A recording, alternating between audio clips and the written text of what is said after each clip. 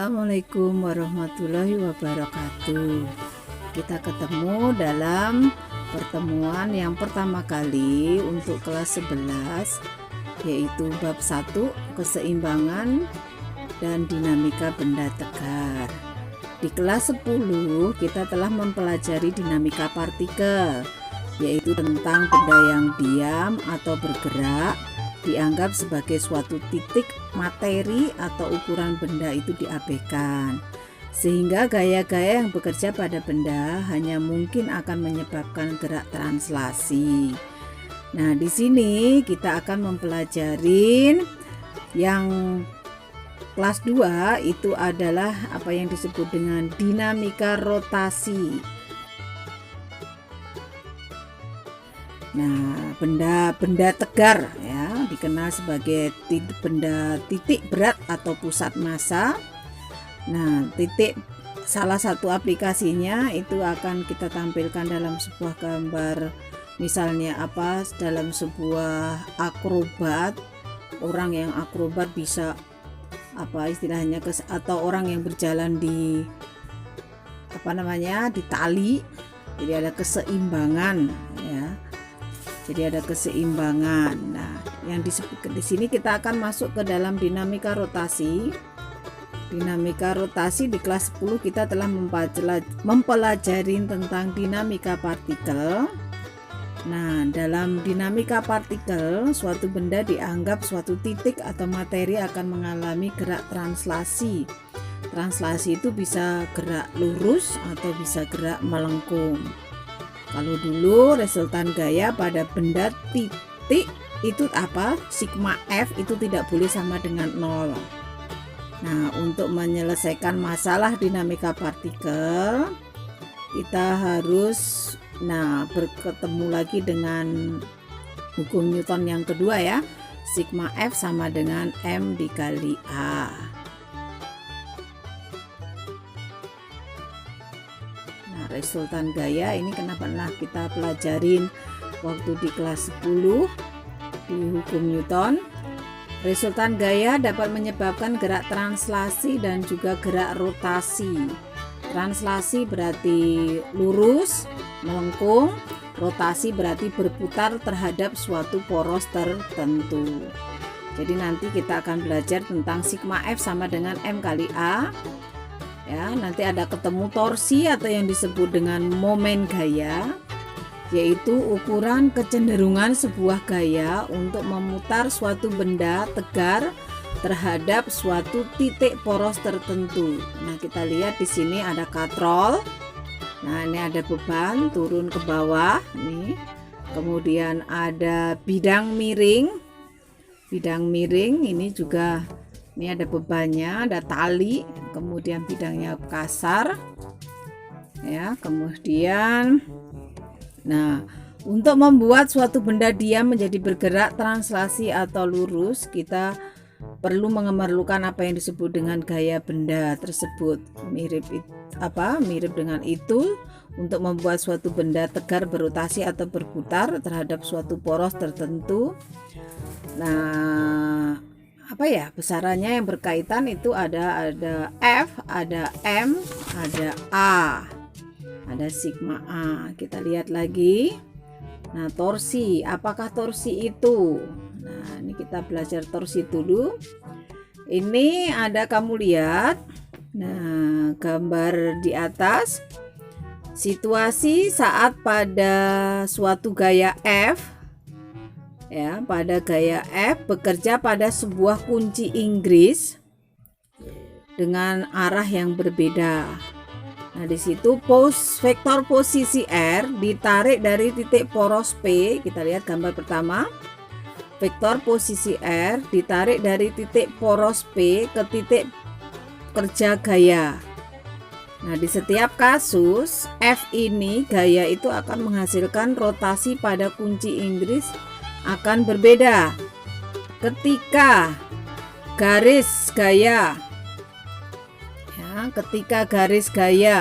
garis yang diperoleh dengan memperpanjang gaya F, yang kedua memperpanjang gaya F melewati poros titik P tidak akan terjadi pada kunci Inggris. Nih dilihat. Kalau lurus, nih yang pertama ya, gambar yang A, kalau lurus tidak akan terjadi pada kunci Inggris. Tapi pada yang kedua, Anda membuka misalnya daun pintu dengan ini yang pertama, tadi yang pertama garis gaya nih lurus. Kemudian yang B, nih ini kita kalau buka pintu garis gaya kerja, kita lihat yang B ada titik porosnya, ada arah putarannya. Nah, arah putaran ya. Dan membuka daun pintu dengan memberi gaya dorong atau gaya tarik sepanjang garis vertikal yang melalui engsel-engsel pintu.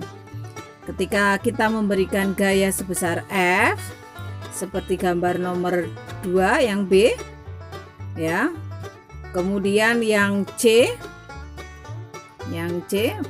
barulah rotasi terjadi pada kunci Inggris. Nah, ini disebut dengan apa? Disebut dengan lengan torsi atau lengan momen dari sebuah gaya F terhadap suatu poros melalui titik V. P ya. Jadi didefinisikan sebagai panjang garis yang ditarik dari titik poros.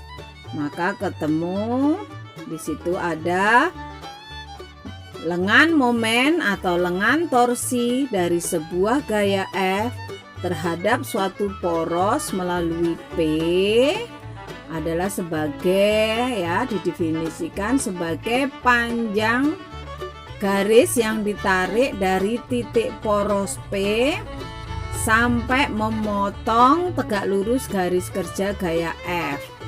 Itu L sama dengan R sin theta. Nah, berikutnya di sini besarannya torsi itu harus sesuai dengan aturan putaran tangan kanan. Jadi tau, ini ada simbol tau ya. Torsi adalah torsi atau disebut dengan momen gaya terhadap suatu poros P didefinisikan sebagai hasil kali besar gaya dengan lengan momennya. Besarnya ini tau sama dengan L dikali F. L itu lengan gaya, F itu gaya. Kalau membentuk sudut maka bisa jadi juga R kali F sin theta. Ya. Aturan putaran tangan kanan, kita lihat jempol tangan kanan kita untuk torsi. Putar keempat jari yang dirapatkan dari arah kepala vektor gaya F menuju ke arah poros rotasi melalui sudut terkecil. Maka ibu jari menunjukkan arah torsi. Jadi ibu jari kita itu menunjukkan arah torsi. Jika arah putaran keempat jari berlawanan arah jarum jam, torsi bertanda positif. Ya, jika arah putaran keempat jari berlawanan arah jarum jam, torsi bertanda positif. Sebaliknya, jika arah putaran keempat jari searah jarum jam, torsi bertanda negatif. Nah, sekian untuk apa yang disebut dengan torsi atau apa yang disebut definisi dari torsi atau keterangan dari torsi.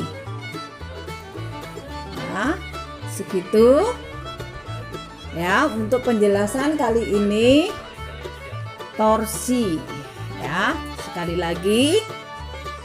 Sekali lagi itu kita torsi terlebih dahulu ya. Nanti kita akan lanjut yang berikutnya dan kamu lihat nanti video yang ini yang kalau konkretnya di dalam rumah kita. Pintu ini contoh dari torsi. Ini ada engsel nih ya. Nanti untuk sebagai poros ini ada engsel. Ini ada gagang pintu. Pintu ini. Nah, kita lihat ada segini nih. Ini dari porosnya. Ini nanti kita sebut dengan lengan gaya.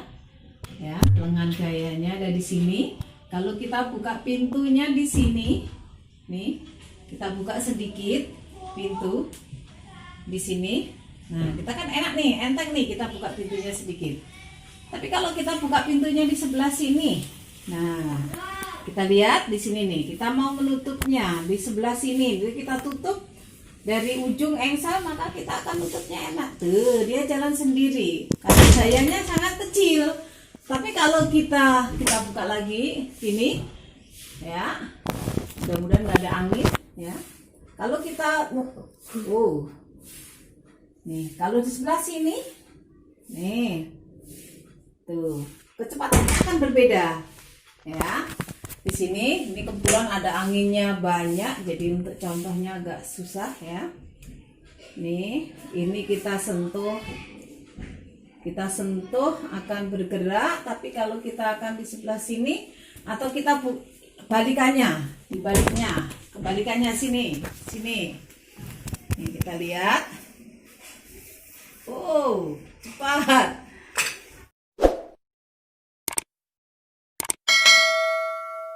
Kita lihat, ini contoh dari torsi, ya, dalam kehidupan di rumah kita. Kita lihat pintu, ya, pintu ini kita punya gagang. Ini di sini ada engsel, ya, engsel ini sebagai pusat, ya, pusat porosnya. Ini kita anggap di sini, dari poros ke gagang pintu, ini namanya lengan gaya. R, tadi dikatakan ada R, lengan gaya. Jadi nanti kalau posisi pintu tertutup seperti ini, kita tutup. Kalau kita bukanya di sebelah sini, maka pintu itu akan terbuka lebih enteng. Kita dorongnya lebih enteng kan, karena gayanya ada di sini. Jadi ada tau sama dengan tadi F kali R. Namun untuk sudut ini nanti ketemu sudut, ada tau sama dengan R kali F sin theta, atau tau sama dengan L kali F sin theta. Nah, kalau kita buka pintunya di sini, R-nya ada di sini, gayanya ada di sini, nanti kita akan rasakan agak susah untuk membukanya, agak berat untuk membukanya. Ya. Nih, kita lihat agak susah membukanya, lebih berat dibandingkan kalau kita gayanya ada di gagang pintu. Kenapa gagang pintu itu ada di ujung? Karena akan mempermudah.